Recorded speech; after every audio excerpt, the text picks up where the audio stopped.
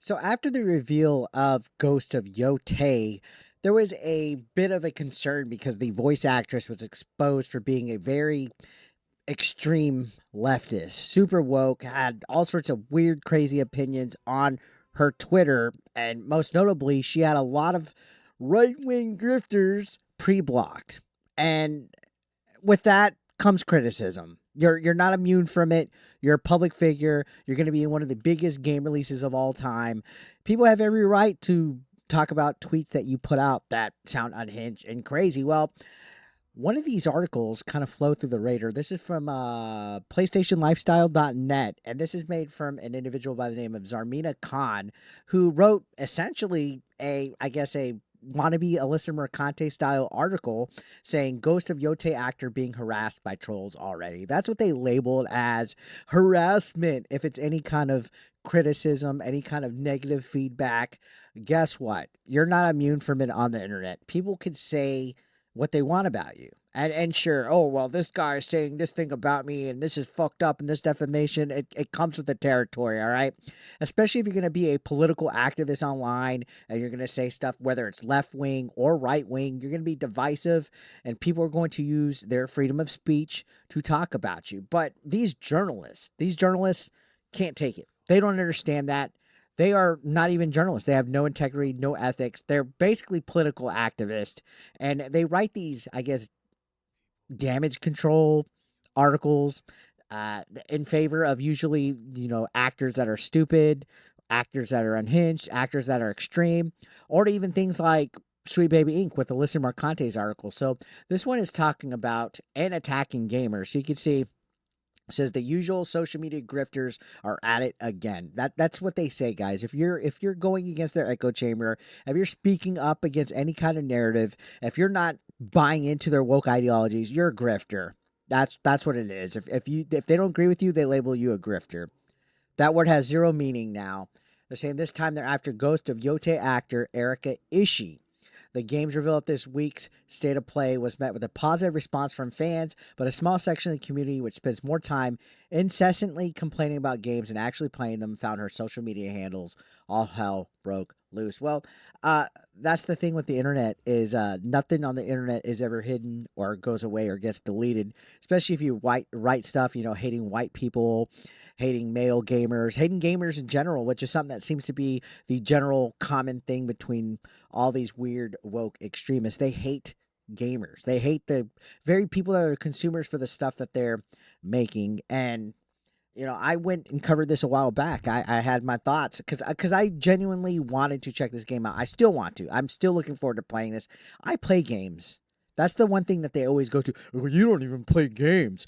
No, you guys don't even play games. You guys don't even know how to make games. Every single woke development team makes shit like Concord and Dustborn, where they're just horrible games. These people don't know the concept of what a game is, and now they're butthurt because people find the Twitter account of Erika Ishii and they saw concerning tweets that they have every right to give a opinion about, and they can't handle that. It's a Streisand effect. So they said as soon as Sucker Punch Productions revealed on X that the protagonist Atsu was played by Ishii, the replies were clogged by absurd complaints of forced girl boss narrative, historical revisionism, and woke.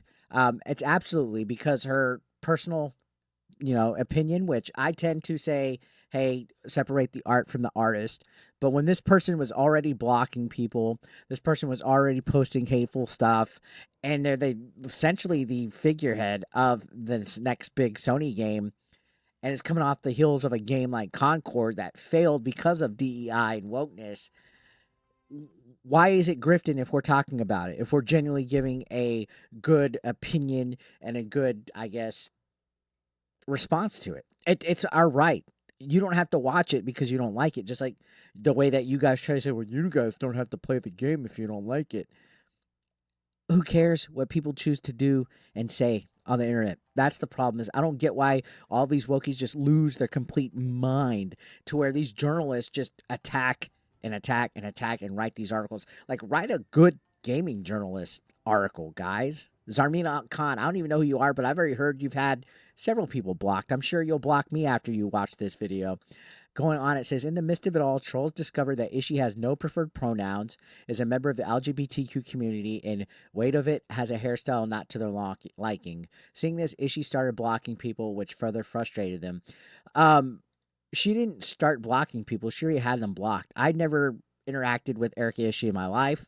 I never said anything about her being LGBTQ. I never said anything about her haircut, and I was already blocked, which tells me she's friends with people that I've criticized in the past. She has every right to block, by the way. She has every right to block. The issue is that they started going into protected and blocks because they can't take the heat, right? To quote Smash JT at one point, if you can't take the heat, get out of the kitchen, right? It's not like there's some innocent people. If you go and you find out most of these people, not just Erika, most of these people have said and done things on the internet that attack gamers, like I said, that attack anybody that has wrong think, which is essentially if you don't buy into their whole woke ideology, they're all nutto. They can't take a difference of opinion. They can't take people having a different thought. And this is not going to work for the game. It's going to backfire. You've seen all these games. Anytime there's a developer, a community manager, a voice actress, anybody, even in movies, look how well that turned out for the Snow White live action remake or the Acolyte. It always backfires. So this won't turn out good. And the fact that they're complaining about it more and more and more, it's just going to cause a Streisand effect, like I said, and cause it to get even worse. So continuing on this article, they said Woke and Unhinged claimed one grifter who didn't waste time producing a YouTube video on this all-important subject. So it's almost like they're saying this isn't important, that talking and giving your freedom of speech isn't important with the sass. They're saying all-important subject. If it was the other way around, if it was a video game and the voice actor or actress was somebody that was a right-winger and a conservative, you guys would be hit piecing. You guys would be tearing it apart. It's only okay to criticize right-leaning stuff. That's what it comes down to, Zamera, or Zamina, or whatever. How you even say your name, Zarmena Khan. That's what it comes down to. Is it's because it's somebody attacking a lefty. It's somebody that's a wokey being attacked that you're throwing your shit fit. Because if it's the other way around, if it's somebody that hates Republicans, conservatives, Trump, you guys are all in on it. And that's the issue. Is you guys are fucking snowflakes. You guys are weak. The actress for Ghost of Tsushima's sequel is actively blocking people, moaned another waste of space. Look how they always insult. They always try to insult intelligence. They always try to degrade people, dehumanize them. These are professionals in the industry.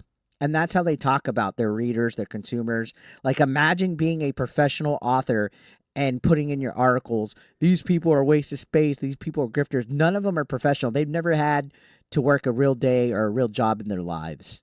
And they can't answer to authority, especially if it's a man. Like, if her boss was a man, an old white man, by the way, she would say that it's his privilege and his toxic masculinity. Like, these are how these people think. They have no ounce of professionalism. Going on, they said, they continue to say it was a waste of space who feels entitled to have access to Ishii's social media. That will work wonders for the game. It's not that they feel entitled for access to the social media. It's the fact that Ishii had certain people blocked ahead of time. That shows that they're thin-skinned and that they're just as woke and unhinged as other people that we've had red flags and concern with in the community.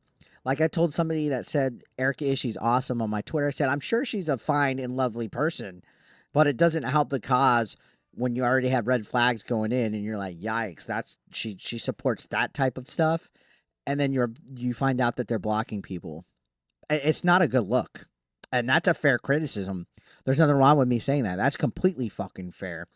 So you can see, of course, they kind of do the little suck off here. The gaming community and industry professionals have since been speaking out in support of Ishii, with former Sony boss Sean Layden chiming in to suggest that the trolls either make their own game or refrain from buying what they don't want to play. We agree. And that was that quote that people were saying, if you don't like it, don't buy it. Well, guess what? For the CEO, for the former Sony boss to say that, that's like a nail in the coffin. When you attack your consumers, you attack gamers, the people that are supporting your product, and you tell them if you don't like it, don't buy it, guess what's going to happen?